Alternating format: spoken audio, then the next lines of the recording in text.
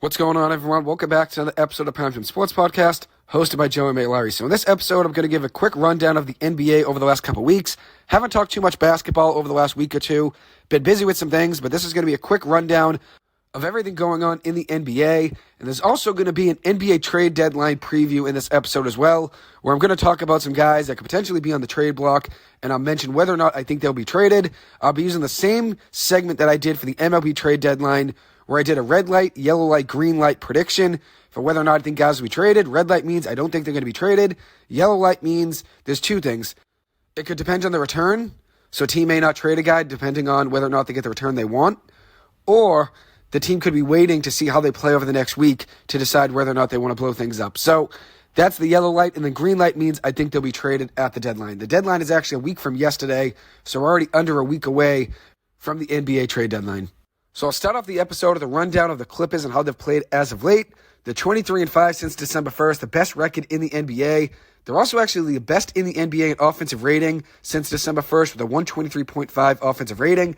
They're also shooting 51% from the floor, number one in the NBA since December 1st, and also 41% from three, which is also number one in the NBA since December 1st. They're third overall in net rating, plus 7.8 net rating since the 1st of December. They started the year 3-7. Since then, the Clippers are 28-8. I know a lot of people love seeing the Clippers lose those first 6 games with James Harden, and everyone was saying the mistake the Clippers made was trading Harden, and it was an awful idea by the Clippers general manager, Lawrence Frank. But when you look at that deal right now, this is exactly what the Clippers needed. They needed James Harden to take over on offense and facilitate. And Harden's absolutely thrived in this Clippers team. I know he's not averaging the 25 points per game that he's accustomed to in his career, but that's because he doesn't really have to take too many shots on this team. Kawhi Leonard and Paul George are still getting the most shots on the team, and rightfully so, they deserve it. And then Russell Westbrook and James Harden are sacrificing. Russ is coming off the bench, sacrificing minutes, and then obviously James Harden sacrificing shots. But they don't care. Both of those guys have already done everything in their NBA career. NBA MVP, scoring titles, assist titles. Both of those guys want to win an NBA Finals. And the same goes to Paul George. He's never won either. Kawhi Leonard's been a winner before. 2 times he's won an NBA Finals ring. So he obviously knows what it takes.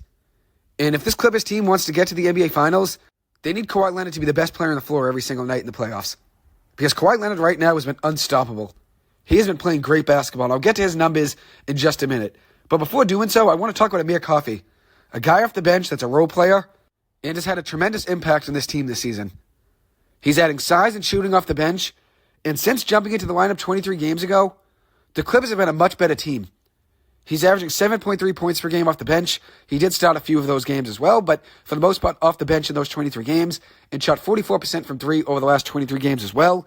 I'm happy to see Amir Coffey getting a chance. He was a baller just a couple seasons ago for the Clippers when Paul George and Kawhi Leonard were out. They had a lot of injuries. They needed somebody to step up, and Amir Coffey, Marcus Morris, Reggie Jackson, those 3 guys were the bulk of the offense a couple seasons ago. Robert Covington, Norman Powell, after getting traded to the Clippers from Portland, those 2 guys stepped up in that season as well. But Amir Coffey was great a couple seasons ago, then last year fell out of the rotation for the most part. This year started off the season out of the rotation. After the Clippers made that big trade for James Harden, the Clippers needed some size in the lineup, and Amir Coffey jumped up in the rotation. And it's great to see him get more minutes and get more opportunities for the Clippers this season. The Clippers did have a tough loss earlier this week to Cleveland. Cleveland's a good team. They've really turned the season around, even with all their injuries. Evan Mobley is back now. Darius Garland is back now. But they've been winning a lot of games without those 2 guys over the last couple weeks. Great to see them turn their season around. I know things weren't looking great when Garland went down, Mobley went down. Things weren't looking up for that team, but they've really finally figured things out. I think they're going to be a dangerous team in the East come playoff time. So that might have been a tough loss for the Clippers on Monday, but they recovered a couple nights ago now with a win over the Washington Wizards. Tonight they played the Detroit Pistons. But one game I want to mention is their win over the Celtics last Saturday night at the TD Garden. The Clippers are 8.5-point underdogs on the road in this game, and they blew the Celtics out. 115-96 final. The score made the game look a little bit closer than it actually was, and that's because the Clippers took their foot off the gas pedal when their backups went in the game just at the start of the fourth quarter. The Clippers are up by 36 points at one point with 20 seconds left in the third quarter. At the conclusion of the third quarter, it was actually 91-60 Clippers. Crazy how the Celtics were so cold shooting the ball from the floor. But give the Clippers credit, they played great defense. I know a lot of Celtics fans don't want to hear me talk about the Celtics in a negative light, but at the end of the day, it's only one regular season game. The Celtics blew out the Clippers in LA in December, and then the Celtics at home against the Clippers last Saturday night had their favor returned to them, and the Clippers found a way to really take them out of the game by the third quarter. But the Clippers really found a way to make things tough on the Celtics in this game. Played great defense, forced a lot of bad shots, forced some turnovers as well. Weren't too many turnovers. That wasn't really the Celtics' main problem. It was more their shooting. At halftime, the score was 55-39 in favor of the Clippers. The Celtics typically scored 39 points in the first quarter. In this game, they only had 39 points at halftime. And after 3 quarters, the score was 91-60. The Celtics usually have 60 points at halftime with ease. So credit to Ty Lue, credit to the Clippers. They showed up, found a way to put a win together in this one. Paul George was questionable to play before the game began, but he decided to play, opted in, and it obviously paid off for this Clippers team. Paul George and Kawhi are not taking games off this year. I know there's a whole narrative about load management and them loving to take games off. Neither one of them are taking games voluntarily off this season. They've played mostly in every single game this year, and obviously you see the product and the result. The Clippers are the best team in the NBA in my eyes right now. So there was one point in the start of the third quarter that the Celtics were scoreless for 6 minutes and 34 seconds in this game. 6 minutes and 34 seconds. Which, if you watch the Celtics play any game this season, you'd never think that would happen considering how electric their offense has been all season long. But 6 minutes and 34 seconds, the Celtics were scoreless for in the third quarter at one point. And the Clippers went on a 21-0 run during that stretch. The energy was high all game for the Clippers. Terrence Mann really balled out in his return to Massachusetts. He's from Lowell, Mass. So obviously him going home, playing the Celtics, probably has a great crowd and a lot of family at the game. He really played up in this one. 14.6 rebounds, 3 assists, including a few huge dunks. One of them being on a great alley-oop from James Harden, with Terrence Mann pointed up to the sky after slamming it. Loved seeing the bench going crazy as well. The vibes are absolutely immaculate after that play. Daniel Tice loved his return to Boston as well. He had 18.7 rebounds, 2 assists, a steal, and 2 blocks. Was 8 of 9 from the floor. It seems like guys love going back to Boston after being traded from the Celtics. Daniel Tice had 18 points last Saturday night. And then Aaron Nesmith earlier this week came into town with the Indiana Pacers, and he absolutely went off against the Celtics for 26 points. Seems like guys love playing the Celtics after the Celtics decide to trade them. With that being said, though, Daniel Tice and Aaron Nesmith were both traded in that trade to get Malcolm Brogdon to the Celtics just about 2 years ago almost, heading into the summer. And at the end of the day, that was a great trade for the Celtics. So I understand why they did it, but seems like those guys love coming and playing the Celtics and showing them what they missed out on. So the Celtics didn't shoot well in this game. They were 10 for 40 from 3 for 25% as a 3-point percentage in that game against the Clippers. But the Clippers didn't shoot well in that game either. The Clippers were 10 of 40 as well from 3. The Clippers did shoot a little bit better overall from the floor. The Celtics were 36% from the floor overall. Jason Tatum was the Celtics' leading scorer with 21 points. The next closest scorer for the Celtics was Peyton Pritchard with 12. And you've never seen really many nights where Peyton Pritchard's the second leading scorer on the Celtics with 12 points. That doesn't happen ever with this Celtics team this season. But keep in mind, there's no Kristaps Porzingis in this game. But the Clippers also were missing Ivica Zubac in this game, so both teams are missing their starting center. The Clippers are 10 of 40 from 3, 25%, same as the Celtics in that one. Russell Westbrook and James Harden, they've been great over the last couple months, but they really struggled shooting the ball in this game at the TD Garden. They were 4 for 20 combined from the floor, 0 of 8 from 3, with just 13 points between the two guys. Kawhi Leonard made up for it, though, 26 points, 10 of 15 from the floor, 7 rebounds, 2 steals, 2 blocks. He has been an MVP candidate this season, and he's still not getting enough recognition, I don't think, right now. Because the Clippers right now are the best team in the NBA in my eyes, and he's the best player on the squad. He should definitely be a top 5 MVP candidate right now, but I don't think he's getting really the attention he deserves. But the Clippers really are special. I'm just going to enjoy every second of this season. As for the Celtics, it's only one game at the end of the day. You can't really put too much pressure on one regular season game, but obviously a big win for the Clippers in that one. You guys could tell just the way I'm talking about them right now that I was excited with that big win for the Clips in Boston. So now I'm going to transition to talk about the Lakers, who've been struggling as of late, but they found a way to beat the Celtics last night. The Lakers are 11-16 in their last 27 games played. They started off the year 15-9. They won the in-season tournament, but since doing so, they're 11-16 in their last 27 games. LeBron James and Anthony Davis did not play in their game against the Celtics last night. That was the third game in 4 nights for the Lakers. And even though both AD and LeBron were listed with injuries, I think it was probably more of a rest night for those two guys. But the Lakers found a way to win somehow. Credit to Austin Reeves. He had an absolute night. 32 points, 2 rebounds, 3 assists. Shot 7 of 10 from 3. Rui Hachimura had a great game off the bench as well. 15 points, 8 rebounds, 4 assists and a block, 3 of 6 from 3. Taurean Prince had a good game. 11 points, 8 rebounds, 2 assists, a block, and a steal. He was great defensively. D'Angelo Russell, 16 points, 8 rebounds, 14 assists, and 2 steals. He was 5 of 20 from the floor, 4 of 8 from 3. But he really showed his worth last night as a playmaker. He didn't have a great night shooting, but 14 assists, was finding open shots for his teammates all night long. And then one other guy I want to mention was Jackson Hayes. He had a monster of a night, taking over for Anthony Davis in the paint. 16 points, 10 rebounds with 3 blocks, was 6 of 8 from the floor. The Lakers won that game 114-105. The Celtics took the Lakers very lightly in the first half in that game last night. They were down, I think, about 15 points at halftime to that Lakers squad. And then the Celtics had a comeback in the third quarter. They made it about a 6 or 7 point game at one point. But Austin Reeves kept responding with some big threes. He had a great night. Big win for the Lakers. We'll see what they do in that Saturday night game tomorrow night at Madison Square Garden. I'm sure LeBron and Anthony Davis will both be playing in that one.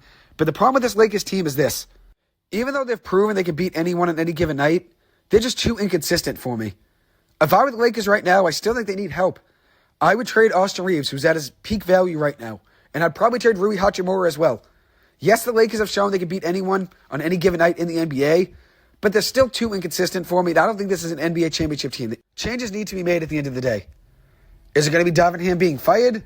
Who knows? Is it going to be a big trade where they trade D'Angelo Russell, or they trade Rui Hachimura, or Austin Reeves, or Gabe Vincent, which trading Gabe Vincent right now would be tough considering he's making $11 million per year and he's also hurt. So his value isn't going to be great, but he could be in a trade as a salary filler. Since time's really ticking on LeBron James' time in LA, and obviously he's not getting any younger, the Lakers have to find a way to go out and make a big move, try to pair somebody with Anthony Davis and LeBron James to give them a chance at an NBA Finals this year. Time's really ticking on LeBron. You got to find a way to go out and try to give him another piece to build around that can really take over on nights where LeBron James is either out or he's struggling from the floor. The Lakers need a guy that can take over offensively when LeBron James is out of the lineup. With that being said, Austin Reeves and D'Angelo Russell have stepped up in moments when LeBron James is on the bench. Like we saw last night, Austin Reeves going off with 7 threes. But I don't think you can rely on Austin Reeves in the playoffs. I don't think you're going to say, hey, LeBron, take a couple minutes on the bench here, and we're going to let Austin Reeves try to take over the offense. I think the Lakers need to go out and make a big move. Credit to Reeves, Hachimura, though. Both those guys really stepped up in that one. But what last night really showed me is how much I worry about the Celtics to some degree.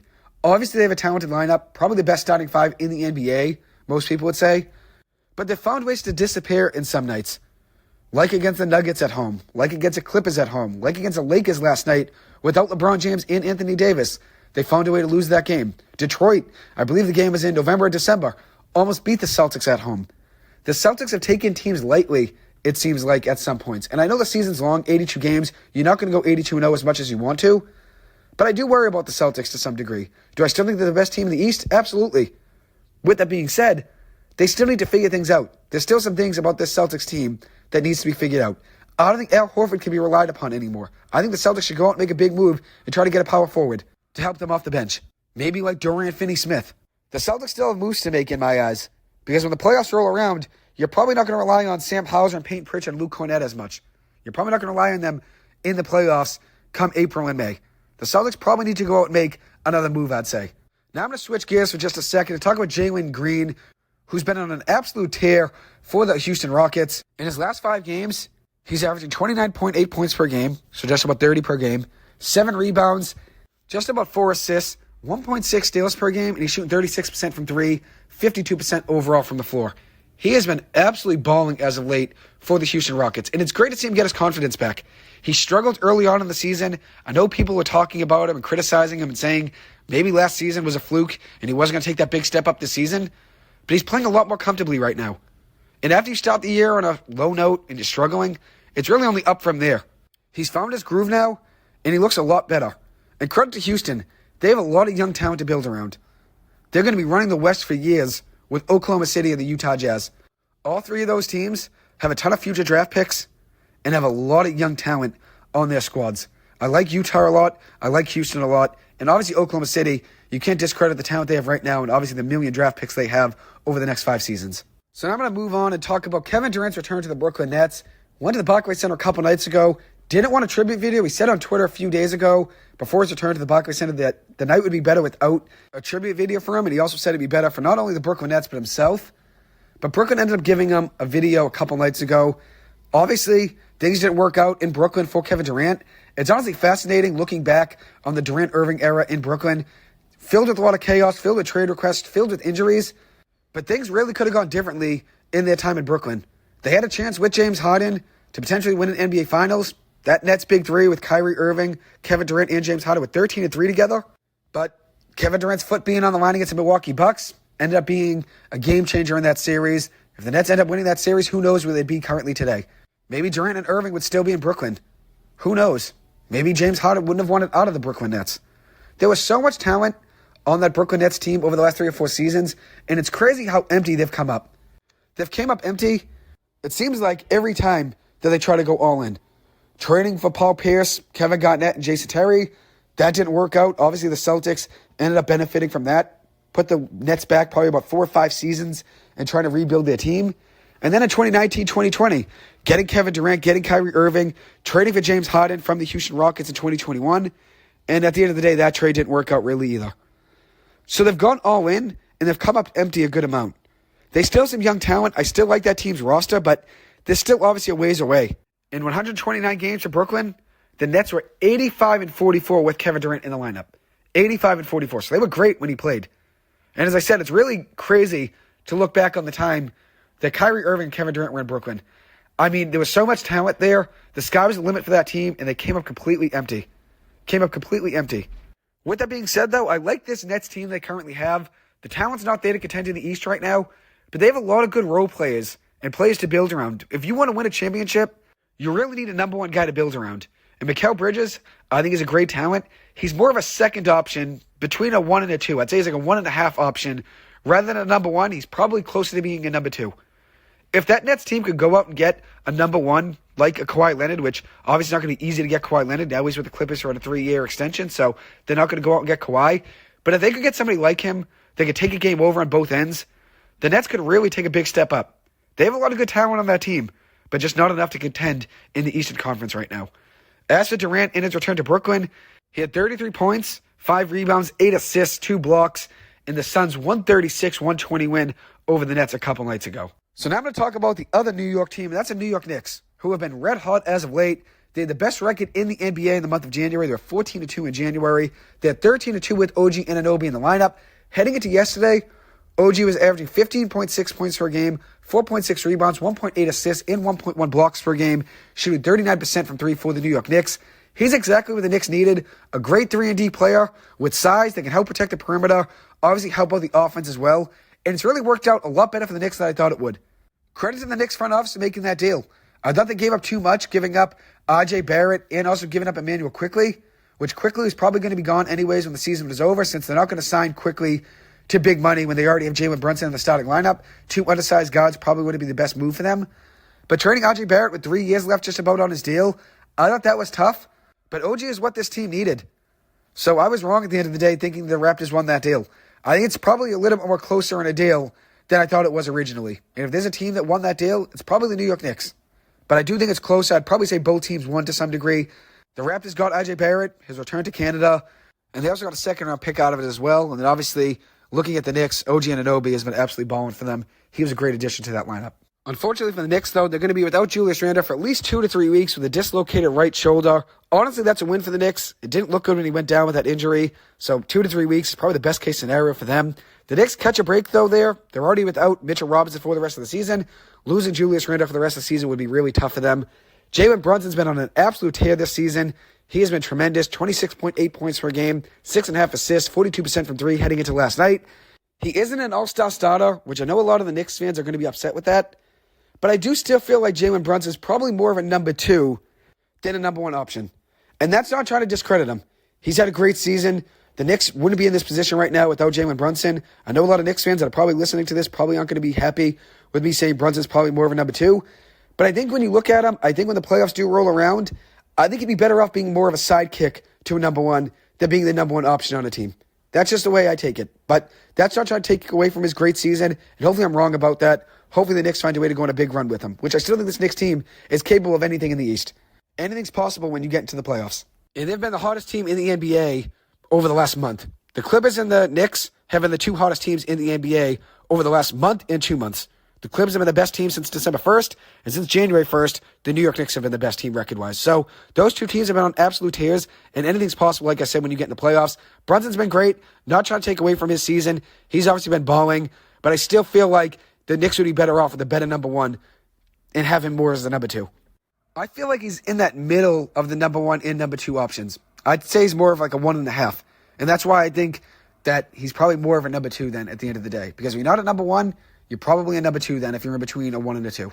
If you're not a number one, those are clear cut. Kawhi Leonard, Steph Curry, Giannis Antetokounmpo. You could see number ones very easily. There's no in between for those guys. They're either a number one or they're not. When you're a 1.5, you're in the middle. You're probably closer to being a number two in my eyes. But once again, not taking away from Brunson. He's been great. And obviously, he's going to be in consideration for the MVP conversation with how well he's playing as of late.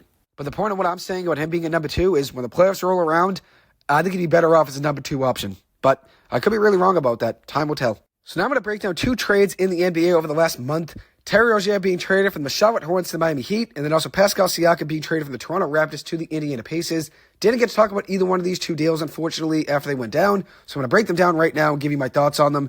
In the deal between the Hornets and the Heat, the Hornets got Kyle Lowry and a 2027 first-round pick. Charlotte could have gotten more, in my opinion, for Terry Rozier. Rozier is still under contract for 2 more seasons after this one at a very reasonable price for a player that was averaging 23 points per game, 6.5 assists, and 35% from 3 in Charlotte this season. They probably could have gotten more in return. As for Miami, they got Terry Rozier. Scary Terry came off the bench in his debut. He fits right into Heat culture, though. A guy that never quits, plays his best basketball in crunch time, shows up in big moments, and now he's in the starting lineup. And now this is the lineup that I would roll with if I were Eric Spoelstra.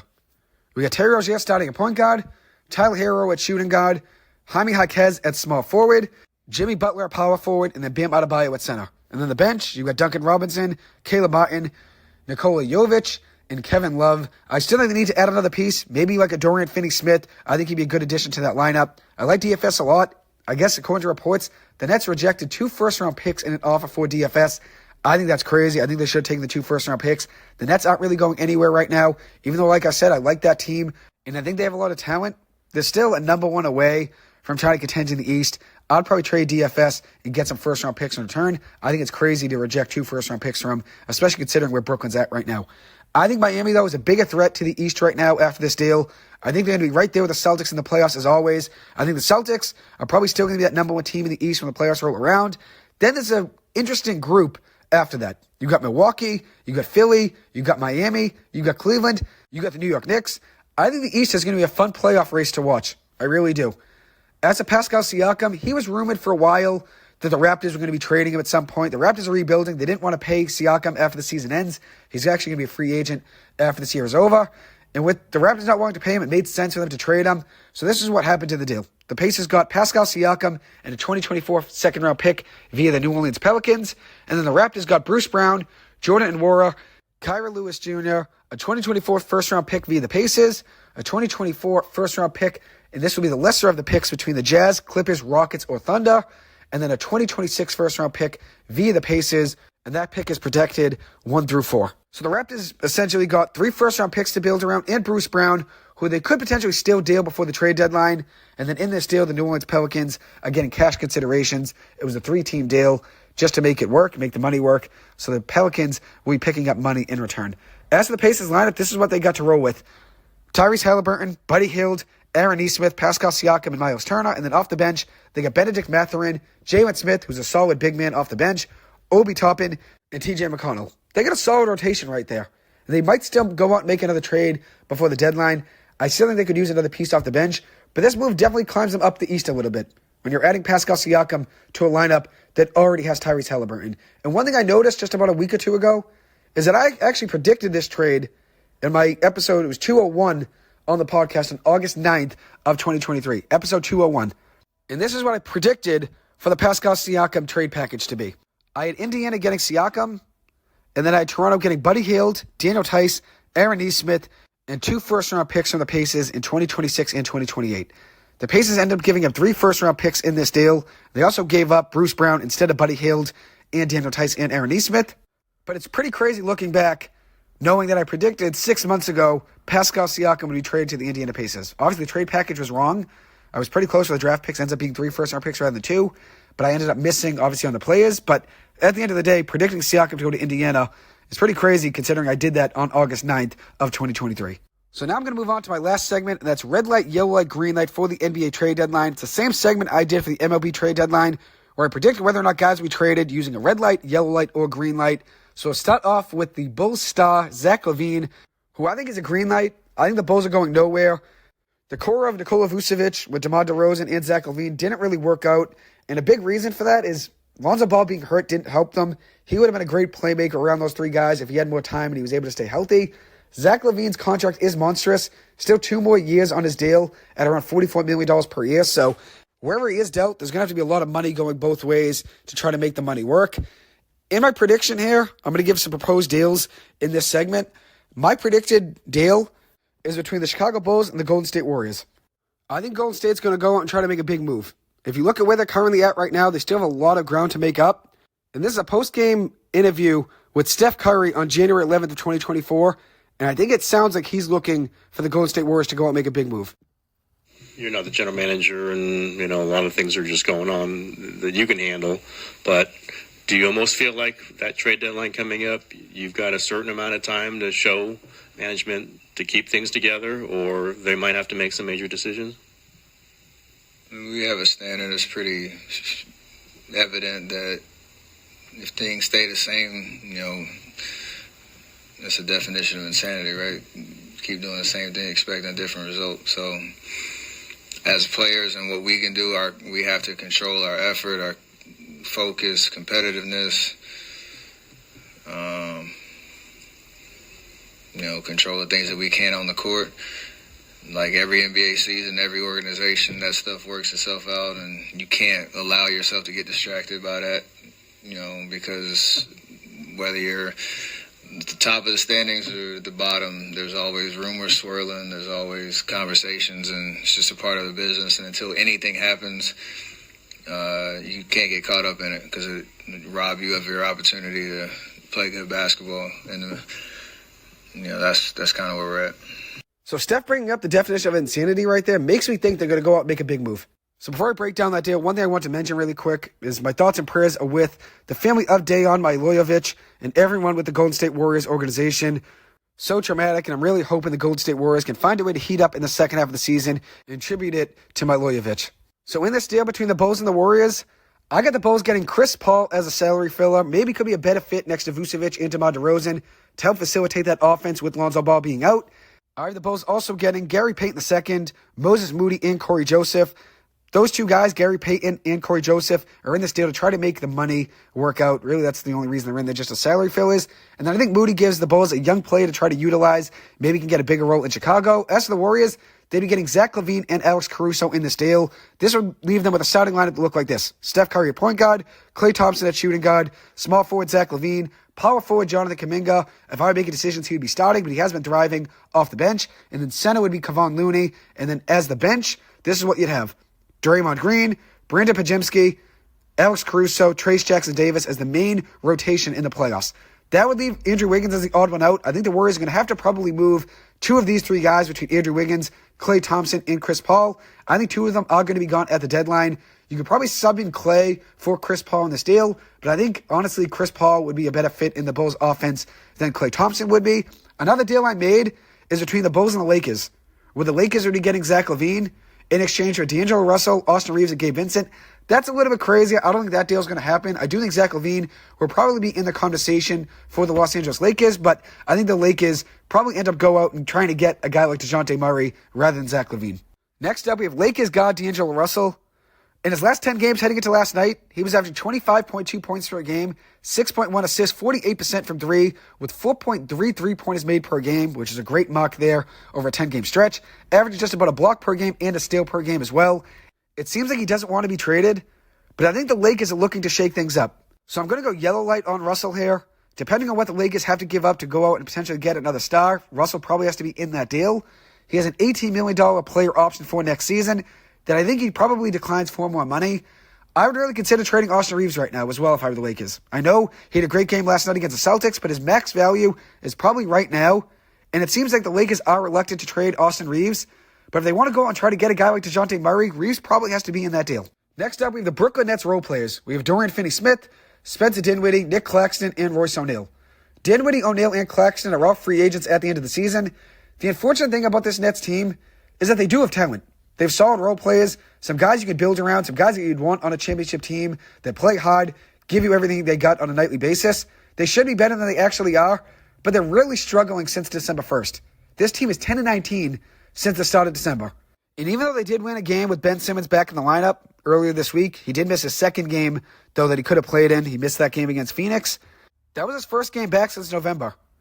And they did blow out the Jazz in that game at the Barclays Center, 147-114. But you can't rely on Ben Simmons like we've seen over the last 4 or 5 years now with his time in Philly and now in Brooklyn. The issue with this Nets team is this, I think. Mikal Bridges is probably more of a number 2 than a number 1, which I know I talked about Jalen Brunson in the same light. Jalen Brunson is a better player, though, than Mikal Bridges probably, but I do like Mikal Bridges a lot. Brooklyn doesn't have a number 1 option. Even though Mikal Bridges is their number 1 option, I'm talking about a number 1 guy that could take over any given night. Do you need a number 1 player in the NBA today to try to compete? Look at Philly with Joel Embiid. Look at Minnesota with Anthony Edwards. Look at Oklahoma City with Shai Gilgeous-Alexander. Look at Denver with Nikola Jokic. You need a big player to build around. And if Brooklyn had a guy like Kawhi Leonard with this current roster, I think they could be very dangerous. I know it didn't work out with Kyrie Irving and Kevin Durant. It didn't work out with James Harden. But this core they have right now, if you could add a superstar with those guys right now without having to give up, let's say Dorian Finney-Smith and giving up Cam Thomas, and you don't have to give up Mikal Bridges, that team could be really dangerous. Maybe in the offseason they try to go out and try to get a guy in free agency. I'm not really too sure who's on free agency market for this year. But as for those 4 guys that I mentioned, I'd say there's a green light on Dinwiddie and O'Neal. I think both those guys are going to be traded. I'm going to go yellow light on Nick Claxton and a yellow light on Dorian Finney-Smith. Probably depends on the offer for those 2 guys. My proposed deal is this, between the Warriors and the Nets, which the Warriors are pretty active already here in my predictions. I have the Nets getting Andrew Wiggins, Kevon Looney, and a 2027 first-round pick, and I have the Warriors getting Dorian Finney-Smith, Nick Claxton, and Royce O'Neal. That would make the Warriors' depth a lot stronger. You'd get 3 guys that could help right away, 2 guys that could potentially be off the bench, DFS and O'Neal, and then obviously Claxton probably jumps into their starting lineup and ends up being their big man. I think that would be a great addition to that Warriors lineup. Next up, we have Hawks star guard DeJounte Murray, who I think is going to be moved very soon. The Lakers and the Nets are being talked about a lot as potential landing spots, but I think the Utah Jazz could be a landing spot as well that's under the radar. They have a ton of draft picks and a lot of young assets that they could move and go out and get anybody they wanted. And I think DeJounte Murray is a green light. I think he's going to be traded. He's a free agent after the season's over. Atlanta's going nowhere as of right now. I think they're a play-in team where things currently stand. So my proposed deal is this, between the Lakers and the Hawks. The Lakers get DeJounte Murray, and the Hawks get D'Angelo Russell, Jalen Hood-Schifino, and a 2025 first-round pick. The Hawks probably could get 2 first-round picks in this deal, but I have the Lakers giving up Jalen Hood-Schifino instead, who was the Lakers' first-round pick from last year's draft. And I could be way off on a lot of these trade packages. Like we've seen in years past, sometimes teams give up more than they have to get a potential player, and there's 2 reasons. Sometimes you're outbidding another team, and other times you're doing it just because you're that desperate and you want to go out and make a move and you don't care what you have to give up. Next up, we have Donovan Mitchell, who's not for sale in my eyes. I wouldn't trade him either. The guy's an absolute superstar and a top 10 talent in the NBA, in my opinion. I'm going to go red light on Donovan Mitchell. Next up, we have Utah's Lauri Markkanen, Jordan Clarkson, and John Collins. I'm going to go red light on Markkanen. I would not trade him. I think he stays put in Utah. But if he were to be traded, they probably could get 2 first-round picks and a young player in return for him because he's still under contract for another season. Maybe the Lakers could try to trade Austin Reeves, D'Angelo Russell, and a first-round pick from Markkanen and Kelly Olynyk. I think Kelly Olynyk will be traded. I'm going to go green light on him. But I don't think the Lakers go out and make a move for Markkanen. I think the Utah Jazz are going to hold on to him. As for Clarkson, I'm going to go yellow light on him. I think it depends on the package that's offered for him. Maybe the Utah Jazz could play better in the next week, and they decide to keep him. He's still a good player, 17-point-per-game scorer, had 5 good seasons in Utah. He's a free agent after the season's over, though. The Utah Jazz have a solid rotation, a lot of guys that have to get some minutes in that rotation, so I think they're looking to make some moves. So John Collins, even though they got him basically for free, things really haven't worked out too well for him in Utah. He's a $26 million cap hit next season. He's averaging 14 points and 8 rebounds this season, but I'm going to go green light on Collins. I think he ends up being moved. Maybe a team like Miami could use him, but Phoenix. Utah currently stands at 24-26. They're currently the 10th seed in the play-in tournament. They're 18-13 since the start of December, with wins over Miami, Dallas, Denver, Milwaukee, Philly, Indiana. This team is a solid young core, like I talked about a lot before the season. I like this team years to come from now. They're still competing right now, but I think 2 years from now, this team's going to be very dangerous. I think they're going to hold on to Markkanen, but Clarkson and John Collins, I would not be surprised if they move those 2 guys. Next up, we have Bulls guard Alex Caruso, who I'm going to go yellow light on. He's having a good year for them. Partially guaranteed contract for next season, so they could bring him back if they wanted to. But maybe in a potential deal, a team wants him to help out off the bench. And in that case, he probably is moved if he's maybe an add-in to a trade for Zach LaVine or DeMar DeRozan. DeMar DeRozan, I think, ends up staying put in Chicago. but I do think Zach LaVine is the guy that's traded there for the Bulls. Next up, we have Bojan Bogdanovic, who's on a partially guaranteed contract for next season, but I think Detroit moves him for some assets to build around for the future. They probably could trade him to a contender right now that needs some scoring help and a guy that could shoot the ball. They probably could get a draft pick back in a role player in return. He's averaging 20.5 points per game this season, 41% from three. I'm going to say green light on Bogdanovic. I think he ends up being traded.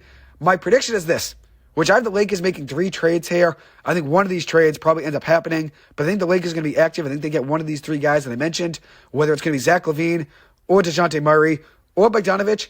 Are the Lakers getting Bogdanovic in return for Rui Hachimura, Gabe Vincent, and a first-round pick? The Lakers know they need to get LeBron some help. Time's really running on them in the chances to win an NBA Finals.